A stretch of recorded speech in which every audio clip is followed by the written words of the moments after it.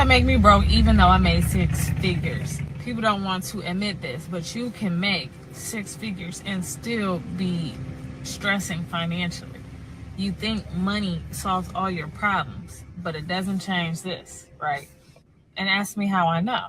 Number one, lifestyle inflation. I got some more money. I got paid more. I look at them and say, hey, I need a new bag. I need a new car. I could live in a nicer place, a nicer area. I can afford the little trinkets that I really like, so more packages to the crib. I can afford to eat out now, so let me do that. I can afford to get a few drinky drinks while I'm out, so let me do that. The thing is, your income can grow, but if your expenses grow at the same rate, you're just able to maintain expensive bills.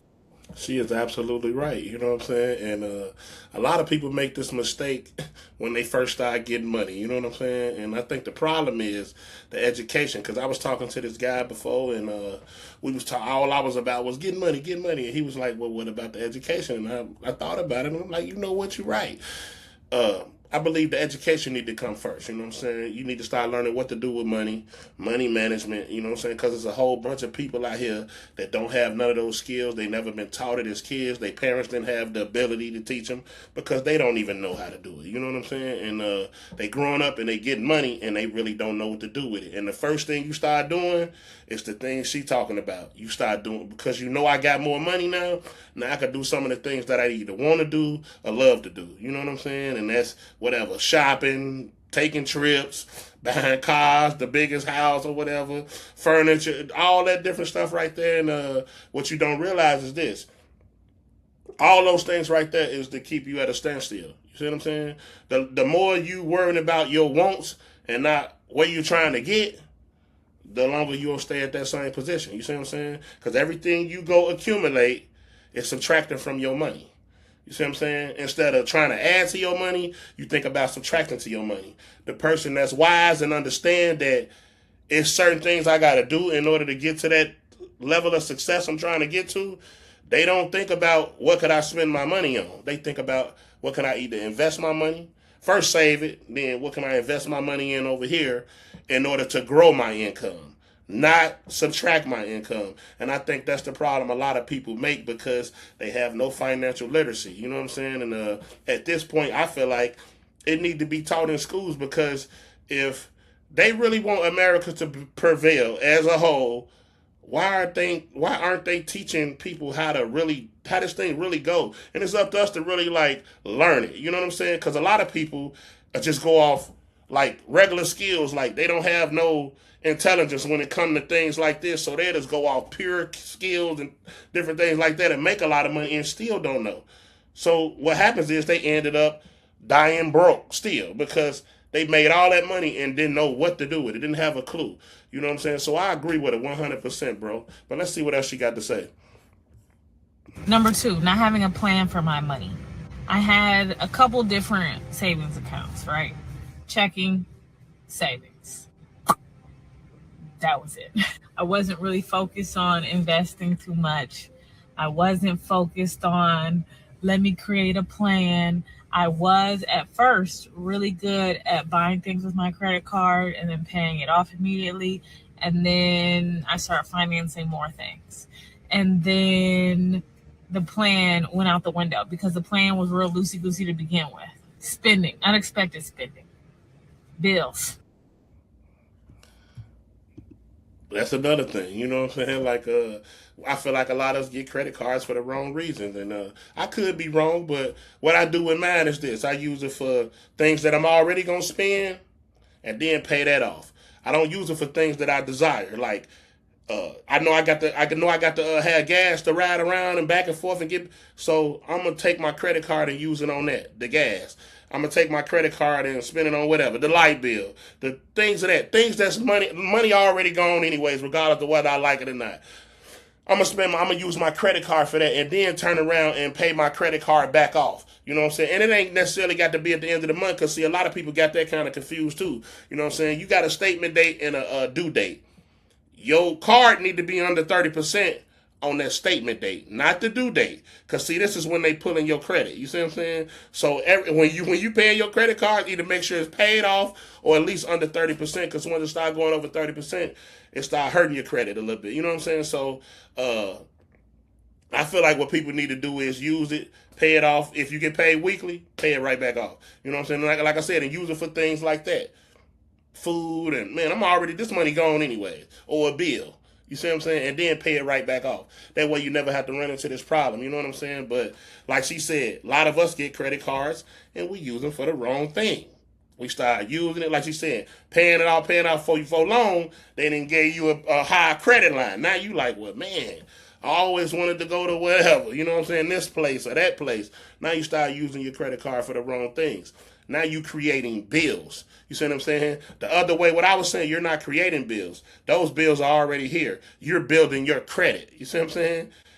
When you take your credit card and go shopping or go on a trip or whatever you go spend it on, you creating a bill for yourself. That's making it hard on you because now you're subtracting from your income. You see what I'm saying? If we folks start focusing on not subtracting from the income and just focusing on building the income, I think we'll be a lot better off. You know what I'm saying? But we weren't even trained what to do with credit cards because we don't know how the system works. So you got to learn from experience. And a lot of people learn the hard way. And this is the hard way right here. You go in, they give you these high credit lines, woo. Next thing you know, you spend out. Now you can't afford to pay the credit card off. Now you done damaged your credit. You see what I'm saying? When you could have been using it the other way around. Because I look at it like this. If I'm going to use my credit in order to get something, I need to benefit from this. Not from what I love. I'm saying this. Somebody's making money off me. If I go buy a house, car, whatever, somebody is making some money off me.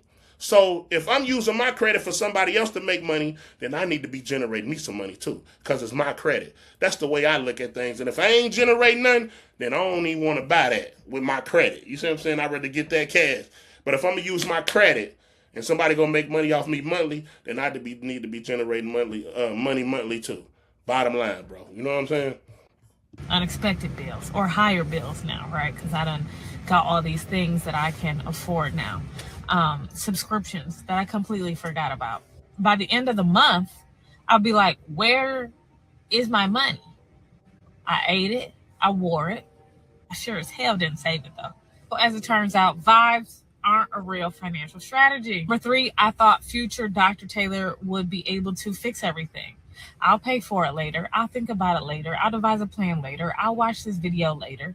I'll read up on it later. Meanwhile, interest is doing what interest does best as time goes by, accrues, and collecting rent. Remember, and take it from me, high income does not equal automatic wealth.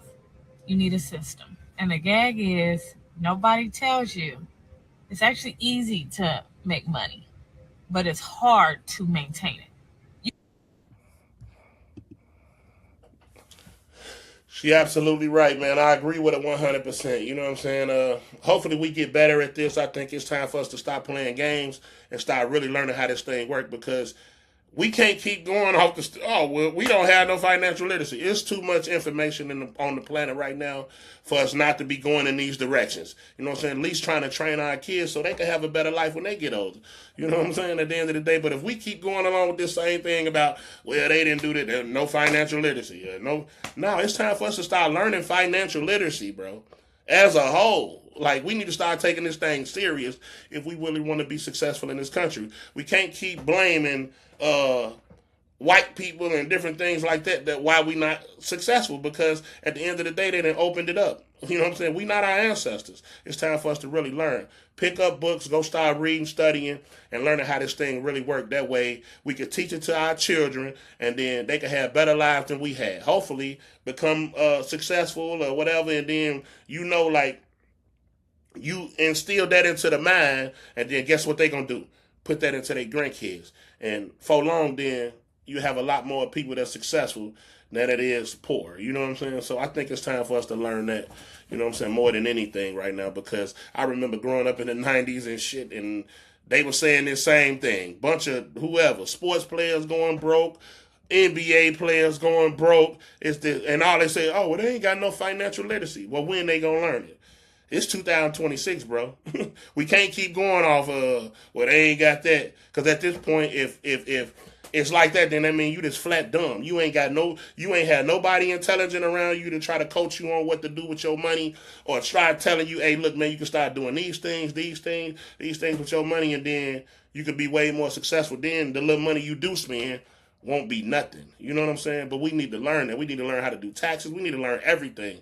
Because if we don't, we're going to forever be in this small circle of you getting paid probably off, you know what I'm saying, your skills or whatever, and you make a whole bunch of money, but then it don't go nowhere.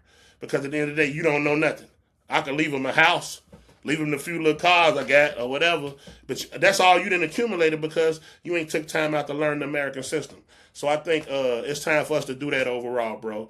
Me, you, everybody else, because we can't be 60 years old singing the same song, bro. If that's the case, then that means we fell into. Bottom line. But y'all let us know what y'all think down in the comments, man. Appreciate y'all for rocking with me. Don't forget to hit that like and subscribe button, bro.